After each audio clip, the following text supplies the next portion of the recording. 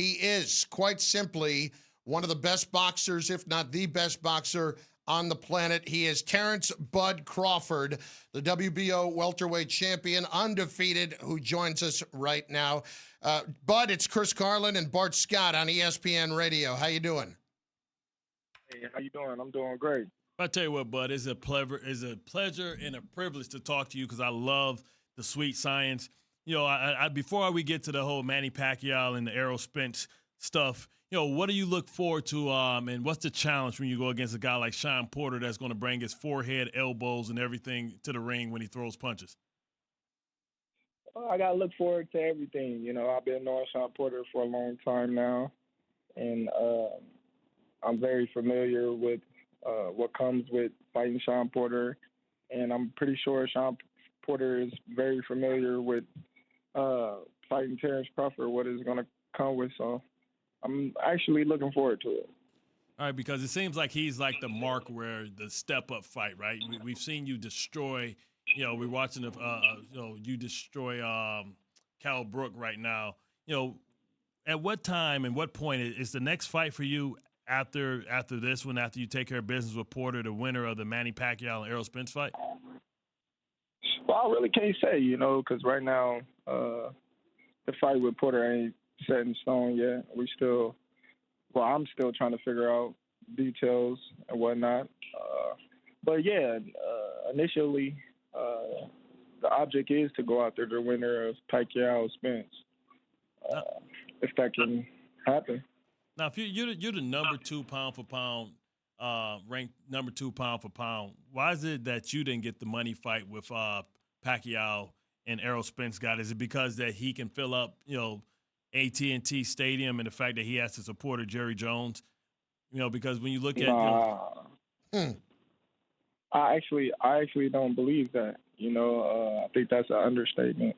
I think if I was fighting the type of fighter, the same caliber of fighters that he was fighting, like Mikey Garcia, I believe that I'll fill up the stadium too, being that Mikey Garcia is a very big draw in Texas.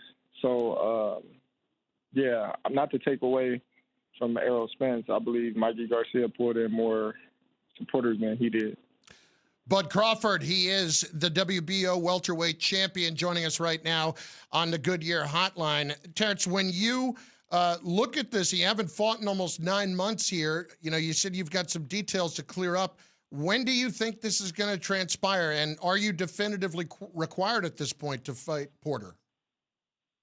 Yeah, for sure. I'm just waiting on the two promotional companies, PBC and Top Rank, to sort out whatever they have to sort out. If not, it goes to a purse bid, and then after that, then, you know, it's game on. So I'm just sitting back, relaxing, and waiting on this fight to get finalized. You know, is it any bad blood? Because, you know, we all watch, you know, YouTube, Instagram. We all see, like, you know, you and Errol Spence kind of going at it and kind of taking shots at each other. Is it genuinely bad blood? Is this just your competitive nature coming out? No, it's never no bad blood. Like I've always stated, you know, I support Errol Spence. You know, I've been watching him ever since, you know, he was in the Olympics and he was an amateur. So I don't have any bad blood. I just don't like a lot of things that he does and say. I would say, but at the same time, it's the fight game, and you know, I'm as competitive I am. I just know in my heart that I can beat him. I mean, we've seen, you know, for years we waited for Pacquiao and Mayweather. And it seems like, you know, the fight fans, the true fight fans, really have been wanting this fight for a long time. You know, how important is this fight for boxing as you see UFC starting to creep up because, you know, the best fight the best. And when this division and this sport was at its height, it was when Hagler fought Hearns, when Hearns fought Duran, when Sugar Ray fought, you know, Tommy. Like, how do we get back to that where we can stop all the bureaucracy and get the best fighters fighting each other so we can have a definitive champion? I think the fighters got to take over the game. You know, the promoters, you know, they like to fight in-house because they get 100% of the revenue, and a lot of promoters don't want to share with another promoter if they don't have to. So I feel like the fighters gotta basically demand these type of fights, whether the promoter or advisor or manager feel that it's a great fight or like it or not. The fighters gotta want to fight the best. Terence Crawford, WBO welterweight champion, joining Chris Carlin, Bart Scott on the Goodyear Hotline on ESPN Radio. But is all of this frustrating? Has this all been a frustrating process to not just wait to get back in the ring, but wait for, I guess to put it simply, you to get yours? Of course it's frustrating. This is something that I've been dealing with for a long time.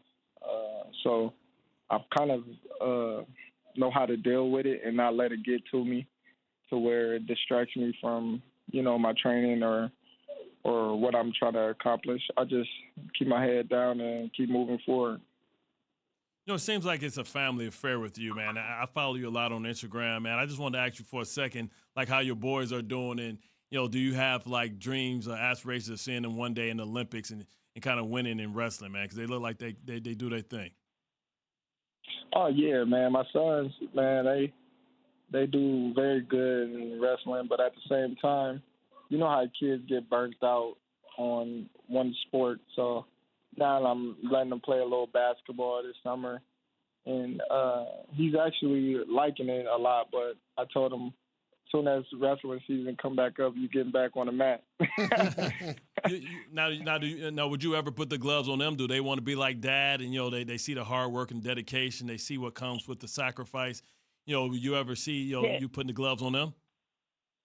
Actually, my older son, he was very adamant about boxing. Like he in and out, he wanted to box so bad, and he was wondering why I kept telling him no. Because I never introduced boxing to my kids because I didn't want them to box, because, boxing is a dangerous sport. And I feel like, they can do much more with me backing them than boxing. They can be whatever they want. I've always felt like I was boxing so they didn't have to box. So my son will always ask me why, and I just broke it down to him. It's a very dangerous sport. You can get brain damage. You can potentially die in the ring. And I told him the same about football, why I didn't want him to play football. And he was just like, I don't want to box or play football no more, Dad. I was like, yes. Yeah, you know what? I made that statement once, too. I played football so my dad didn't, so my son didn't have to. When you think about your future, you think about your legacy, because you're far from done. But, I mean, you've done some impressive things. And I think, Andre Ward was probably the last recent guy outside of Floyd Mayweather to kind of walk out into the sunset undefeated. Is that the goal? And when would you know that enough is enough and you've accomplished what you wanted to accomplish in this sport? Well, I never looked at my career as if I wanted to finish undefeated. I'm pretty sure every fighter would like to finish undefeated and they don't want to lose, but I know, losing comes with the sport, but I never think about losing.